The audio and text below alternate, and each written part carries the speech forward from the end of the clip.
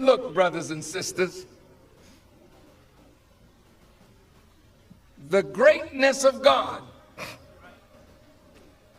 is part of the thing that makes us so dissatisfied with government. You're yearning for something that the government can't give you. You are born to be free.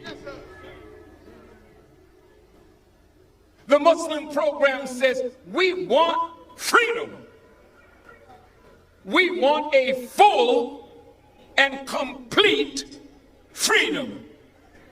That's not just what Muslims want. That's what every human being wants.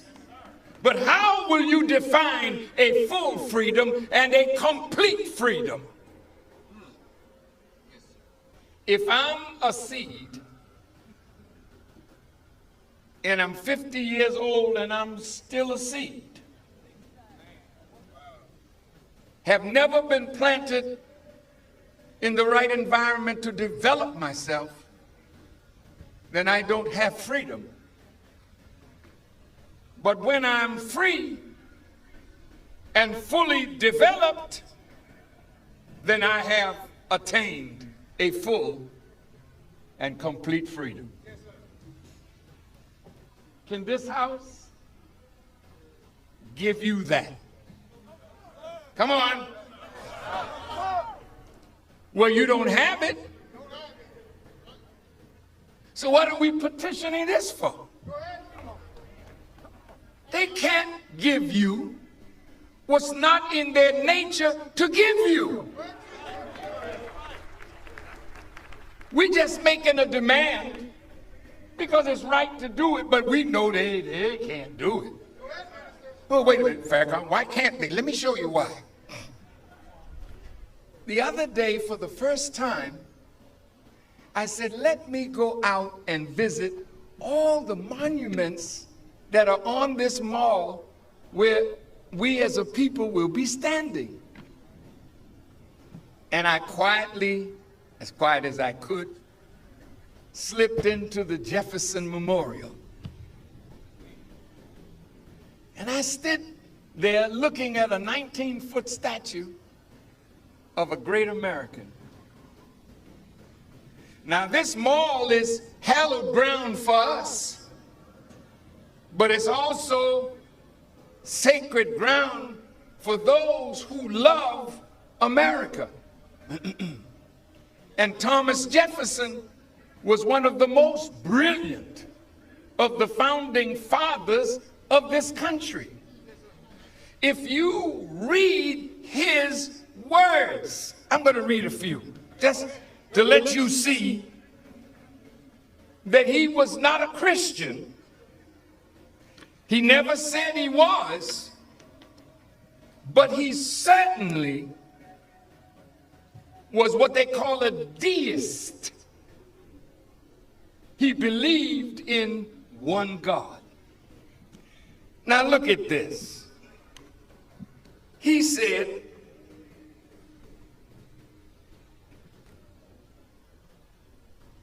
on the wall, he was talking about justice. And he was talking about slavery. I want to give you a little study assignment.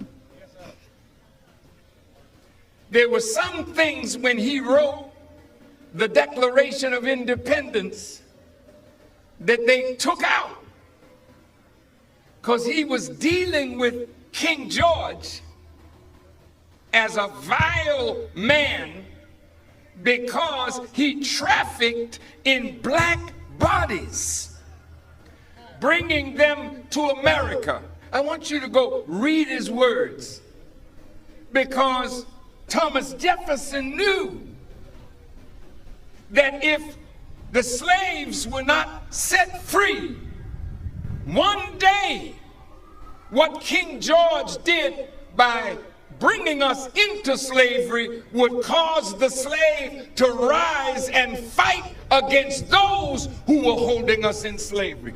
We have really come to that point now. Did you hear me? See, this thing has reached the point of explosion. Black people that are here, even those in high places, are saying, we can't take this much longer. There's like a volcanic eruption that's coming now.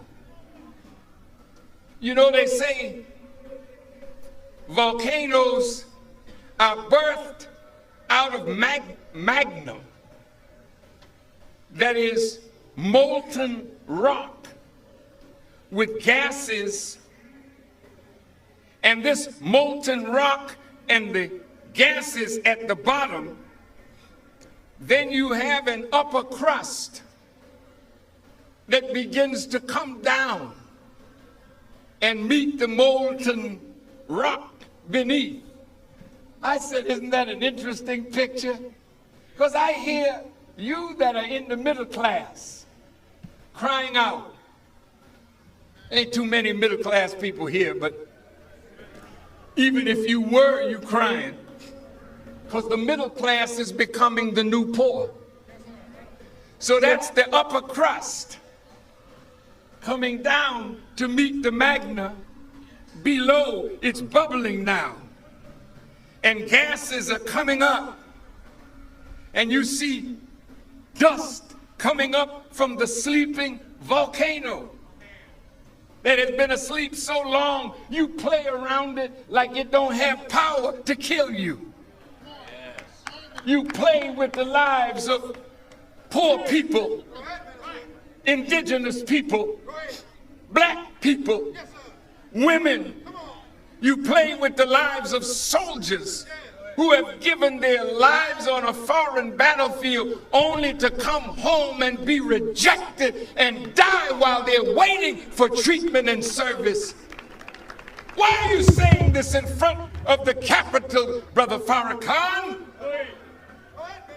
I want to show the world hypocritical America that is telling everybody that they're violating human rights, while in America there's all this dissatisfaction.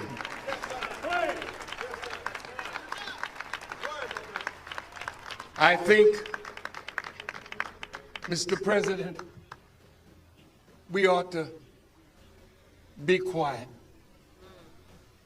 telling China, you got to straighten out your human rights violations. Going down to Cuba, yeah, well, we're going to have relations with you, but your human rights violations. See, as though you don't have no problem in America. We're trying to show the world these are problems here. And these problems demand resolution. And America don't have the heart to do it.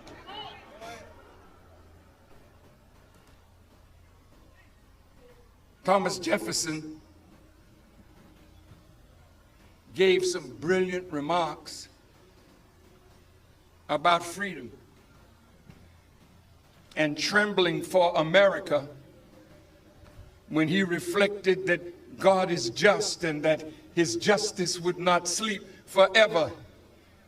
And then Thomas Jefferson with others fashioned the seal of this nation. And at first, the seal reflected the wrath of God in a light from above. And Pharaoh's army below. That the wrath of God, he was saying in the seal, would come down on America if America would not free the slave. He knew it should be done. So Thomas Jefferson said, we need to let the slave go. We need to give them a good send-off. We need to give them land We need to give them machinery. We need to give them seeds to plant crops. We need to teach them the science of warfare, that they would be able to defend the land that they would be given. This is Thomas Jefferson. But he couldn't force it. There are good white people who want to see you free, but the politics of the situation will not allow it to happen. I don't care nothing about what the politicians are saying. Yeah, we think you all should, have some freedom. The informative information presented in this video is motivational and is positively aimed at inspiring, educating and entertaining the viewers with the cutting edge of critical reasoning. If you enjoy the contents on the Black Radar YouTube channel, please consider subscribing to show your support.